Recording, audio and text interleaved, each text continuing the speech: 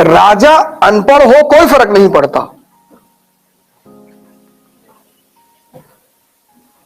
राजा अगर अनपढ़ हो तो कोई फर्क नहीं पड़ता, समझदार होना चाहिए। क्योंकि राजा को पॉलिसी बताएगा कौन? ब्यूरोक्रेसी। तुम राजा हो, सिंहासन में बैठे हो, कौन तुमसे क्वेश्चन पूछेगा? किसकी औकात है? तुम कानपुर के डीएम हो, कोई तुमसे मिलने आया, क्वेश्चन पूछेगा कि भैया उत्तर प्रदेश में कितनी नदियां बहती हैं?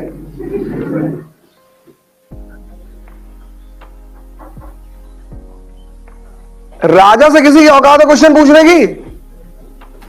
और मान लो पूछ ही लिया तो दरबार तो है ही है तुम्हारा, दरबारियों से कह दो बीरबल से, बता इसको कितनी नदी बता। राजा का पढ़ा लिखा होना जरूरी नहीं है, राजा का समझदार होना जरूरी है। राजा को समझ में आना चाहिए कि कौन मेरा हित सोच रहा है, कौन मेरा बुरा सोच रहा है। राजा को अगर वो ना समझ है तो किसको पसंद करेगा? चाटुकारों को। नासमझ लोगों को सबसे ज्यादा कौन पसंद आते हैं? चाटुकार। तुमने गोली चलाई, शिकार पे नहीं लगा, तुम्हारे अगल बगल के जो लोग हैं ताली बजा रहे हैं, तुमने पलट के देखा कि क्या बात है, निशाना तो लगा नहीं। इन लोगों ने कहा कि भैया क्या बचा के मारा है।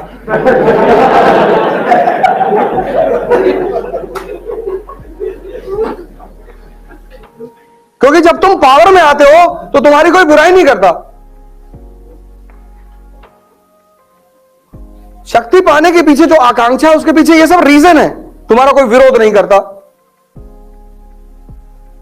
तुम्हारा चपरासी है, तुमने उसके सामने कह दिया कि विराट कोहली बहुत घटिया खेलता है, और तुम्हें पता है इसको विराट बहुत पसंद है, और वो कह रहा है जी साहब सही कह रहे हैं, बहुत बहुत इसको तो जूते मानना चाहिए साहब।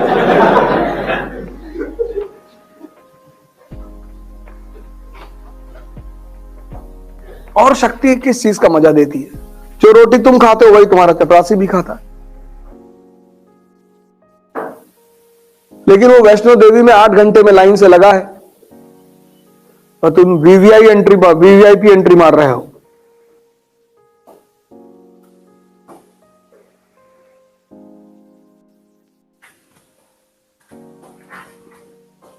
तो बैंक का बाबू हॉस्पिटल में पर्ची कटवा रहा 3 घंटे से,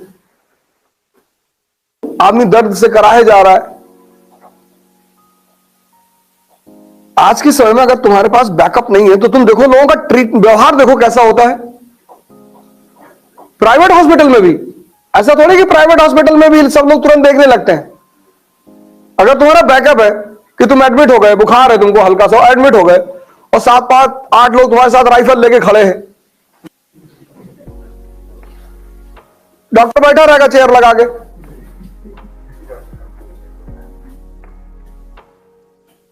तुम्हारा कोई आदमी एडमिट है, तुमने कहा डॉक्टर ही मर गया तो साथ में विदा करेंगे तुमको। अरे नहीं साहब, हम अपनी जान निकाल के डाल देंगे। हाँ, तुम्हारा गारंटी है डॉक्टर। और शक्ति किस लिए चाहिए? 150 करोड़ लोग इस कंट्री में हैं।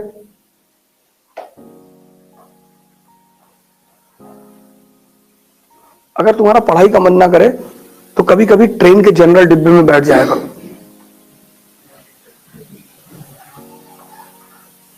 कुछ काम किया करो, जैसे ट्रेन के जनरल डिब्बे में बैठ जाओ जाके, और यहां से कलकत्ता तक चले जाओ। अगर बच गए, थोड़ा चांस कम है, लेकिन मान लो बच गए तो इतना पढ़ोगे बैठ के। 70 की सीटिंग में 800 लोग बैठे, 3-4 हाथ है, 5-6 पैर, उसी में एक सर निकला हुआ है। तुमको मतलब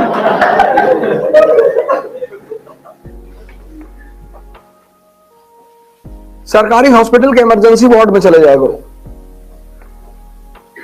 वहां की दशा देख लोगे ना, 3-4 दिन कोमा में रहोगे। जब भी तुम्हारा मन, पहले तो मन के चक्कर में चलो ही मत। आज सुबह मुझसे कार्तिक ने पूछा कि मन चंचल क्यों है? चंचल नहीं है। तुम्हारी उम्र कितनी? 21। अब इनकी उम्र 21 साल। 21 साल इन्होंने सब कुछ मन के कहने पे किया। इमेजिन करके देखो, तुमने 21 साल किसी का हुक्म माना और 22वें साल में तुम मुझसे कह रहे हो कि अब तुम मेरा हुक्म मानोगे, वो मानेगा? विद्रोह कर देगा तुरंत। इस आदमी ने तुम्हारे ऊपर 21 साल शासन किया है। उसने कहा कि बर्गर खाना है, तुम ले आए बर्गर। इसलिए जब किसी को डायबिटीज हो जाती है तो उसकी जिंदगी नरक हो जाती है। शुगर के पेशेंटों को देखो, और आमतौर पर अमीरों को होती जिनके पास पैसा है। अमीर नहीं मतलब पैसे वाला, अमीर और पैसे वाले दो अलग अलग बातें हैं।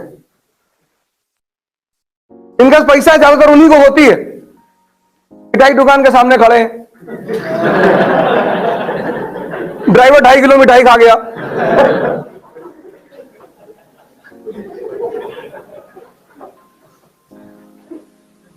नहीं, ड्राइवर 2.5 किलो मिठाई खा गया और साहब रोस्टेड चना खा रहे गाड़ी में बैठ के। तब भी तुम्हारा पढ़ने में मन ना करे। पहले तो मन कौन होता है तुम्हें चलाने वाला? हम सुबह जा रहे थे, कोई नहीं था सड़क पे।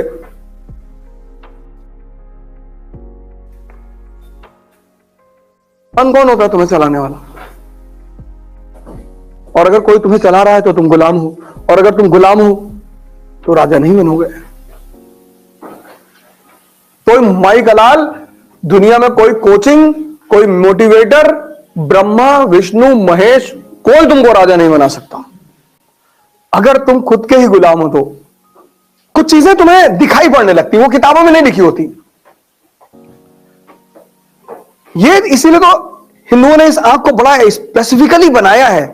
भगवान शिव की फोटो बनाई है। भगवान कौन? जिसकी ये आंख खुल गई,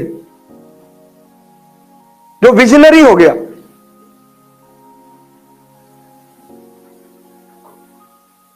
आज भारत में गरीबी है, लोहिया जैसे नेता नहीं है। आज भारत में गरीबी है, अंबेडकर जैसा नेता नहीं है।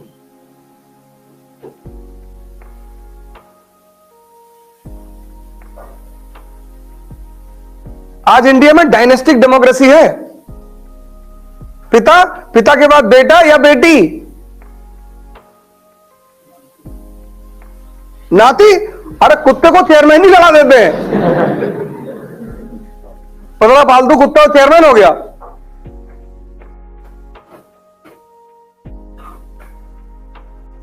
आज इंडिया में एक नई तरह की डेमोक्रेसी है, डायनेस्टिक डेमोक्रेसी।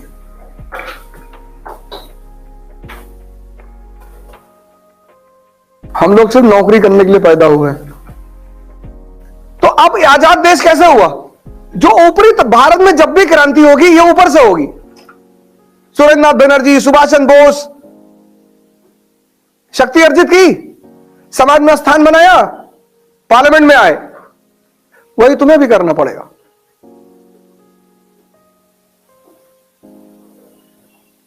आज जो नेता है उसके सामने तुम जाके खड़े होगे तो तुम्हारी भी तो कोई हैसियत होनी चाहिए। जैसे अन्नामलाई, वो तमिलनाडु का लड़का, आईपीएस, कर्नाटक कैडर का, ठीक है इलेक्शन हार गया, लेकिन आइडेंटिटी तो था, है तमिलनाडु में।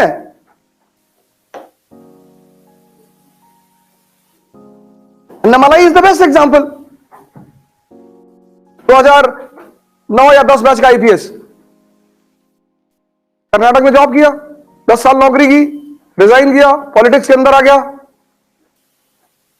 अभी तो वो एक है ना। और जिस दिन ऐसे 400 लोग पार्लियामेंट में आ गए, फिर ये जो भांग खा के वोट मांगते घूम रहे हैं,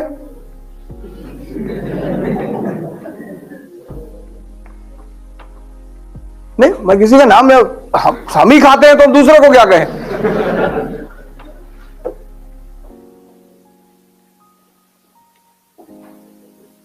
नशा अगर अपने अंदर नहीं है ना तो बाहर तो है ही नहीं। अभी एक लड़के का फोन आया था सुबह 10 बजे। हमने कहा मैं वो दोसा ही बोल रहा हूं। कहा नहीं आपकी आवाज ही नहीं है। मैंने कहा मेरी आवाज कैसी है? कहा आप हमेशा नशे में रहते हैं।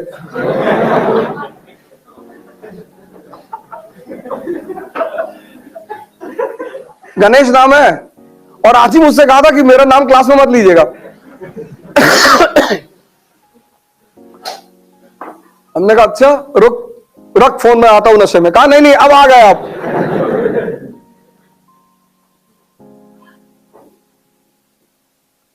तभी तो अमिताभ बच्चन ने शराबी में कहा कि नशा अगर शराब में होता तो बोतल भी नाचती।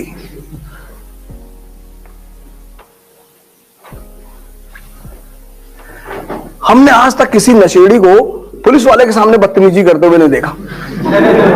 चाहे जितना नशा किया हो, पुलिस वाला जब सामने आ गया तो सीधे खड़े जाते। सर घर जा रहे सर, सर गुरुदेव में घर है सर, एक गली नंबर इसमें सर, मकान नंबर पता नहीं कहां। मतलब शुरू से देखा है कि वैसे बहुत नाटक कर रहे, तेरा भाई ये, तेरा भाई वो। सोचो शक्ति का इतना जलवा है, किसी का भी उतार दे।